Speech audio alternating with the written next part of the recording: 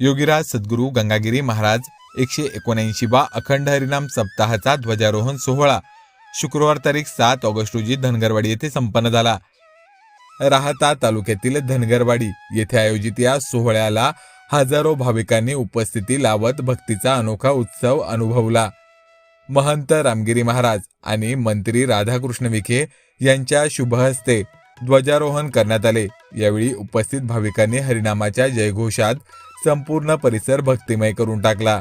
सद्गुरू गंगागिरी महाराज यांनी स्वातंत्र्यपूर्व काळात समाज व्यसनापासून मुक्त व्हावा तसेच हरिनामाचा प्रसार व्हावा या उदात्त उद्देशाने या अखंड हरिनामाच्या सप्ताहाची परंपरा सुरू केली होती।